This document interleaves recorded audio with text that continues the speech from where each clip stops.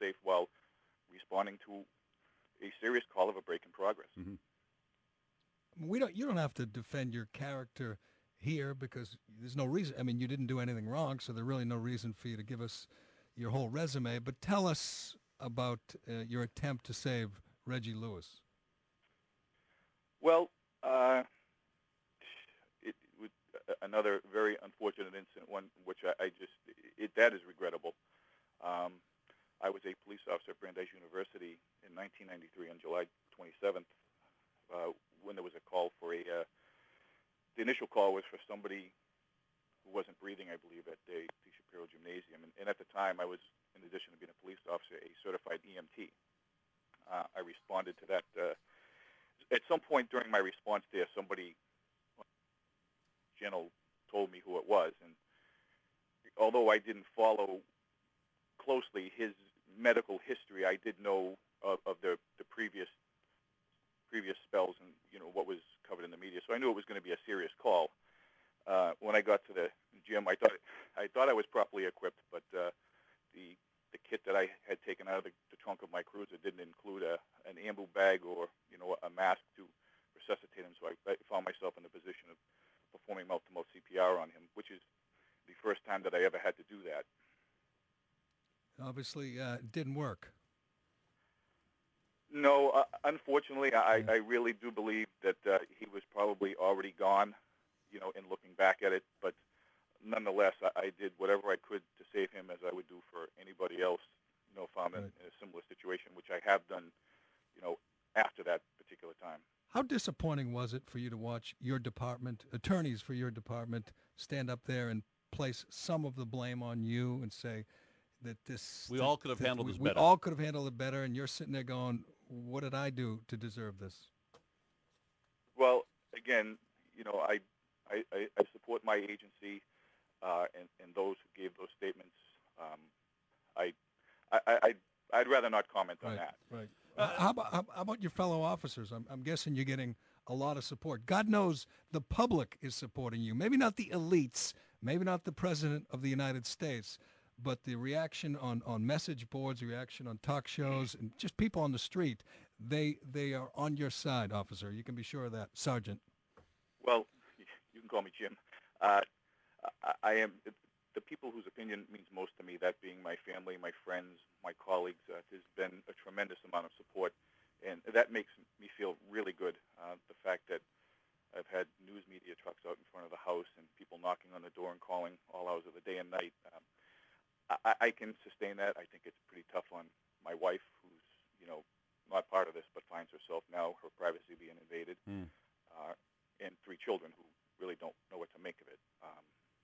But it's very heartening. I have a good group of men and women that I work with, and, at some point after this all dies down, they will get personal thanks from me. Sergeant Cowley, evidence and testimony makes it clear, even by Professor Gates' own website, that he raised his voice, screamed at you, called you a racist, called your mother into question, and said, don't you know who you're messing with?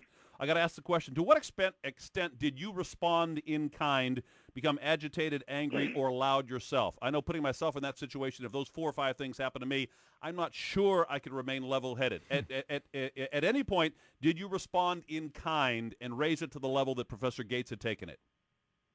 No, and we are expected to maintain a calm demeanor when dealing with the public, even members of the public who are less than cooperative and actually demeaning. It's not the first time that I've been yelled at. Mm-hmm. It's not the first time that people have said things about me that are untrue. And unfortunately for my mom, it's not the first time that they've hurled insults about my family or my mother. As I explained to my superintendent right after this happened, there was no banter back and forth. There was no yelling back and forth. There were police officers, myself included, trying to calm the professor, trying to bring this situation to a resolution, to the point where I told him I was leaving the house, and he followed me outside to continue berating me. And did he ever get your name and badge? Did he ever look at your badge? He asked me my name when I first arrived, when he pulled the door open, and I told him who I was, as is contained in the report. He asked me a second time in the house, which I responded to him, but I am not at all surprised that Professor Gates either doesn't recall or won't admit hearing that, because he was yelling so loud. He was yelling over my attempts to communicate with him. So it's not surprising to me that he didn't get it. I But want it to was because he was yelling. quickly review what you did to accommodate him. Let's see. You put the handcuffs from the back to the front because he said he had some kind of ailment. You went back in the house to get his cane after you put him in the cruiser. You didn't put him in a wagon. You put him in a cruiser. You didn't leave him in a cell because he's claustrophobic. You let him go to a room and meet with his friends and his family. Would you do all that for me, Jim, if I were disorderly, if I had berated you like he did? Well, some of those decisions weren't mine to make, although I'm talking about the police department, the agency. Well, I'd rather not comment on decisions that somebody other than myself made. The decision I made to handcuff him in the front instead of the rear, I suppose anybody with a disability or somebody claiming a disability or that there was a compelling reason to do that, I suppose I would. It is the first time I've ever put a cane in the hand of somebody I've just arrested. We did make attempts to secure his door from, unbeknownst to me. The professor did tell me afterwards that there was no way to secure the door because it had been broken during a previous break. But I treat everybody the same. I think, that's what I try to do. That's what I have a track record of doing for the past 16 and a half years as a police officer. Again, I think it's just regrettable that the situation has gotten to this point. Final question for me, Sergeant Jim Cowley. I'm sure you've gone over this from the moment you got the call to the time that you were explaining to your supervisors what exactly happened in Cambridge, over and over and over again in your mind 1,000 times. What would you do differently? Is there one thing, two things, anything that you would do differently if you had to do it all over again? Maybe take the fire test instead of the police test. No, I don't think so. And certainly I have replayed the incident in my mind many times, as I'm sure Professor Gates has, and I'm guessing that he would probably respond the same way I am responding in that, no, I really don't think so. I regret, and I have, I won't say apologize, I regret that I have put the city and the Cambridge Police Department in the position that they now have to defend something like this because there's a lot of good men and women working in the city to keep the city safe, and the city manager does a great job of balancing many competing interests, and he really doesn't need to have to deal with this, nor does the police commissioner. And that's what I regret, that this has really been a distraction to the Cambridge Police Department, to the city of Cambridge as a whole. Just out of curiosity, is there any dashboard camera or any other kind of recording that might come forth in this deal that the public might find out about or that even exist in the first place? Well, the dashboard camera wouldn't be effective. My cruiser was in the driveway. Yep. We were, in the house and on the porch. But sometimes that records audio, does it not? Well, we don't have them anyway. That's what I mean. Okay. We don't use them in the city of Cambridge. I guess, in general terms, I can tell you that 911 calls are recorded. Radio transmissions are recorded.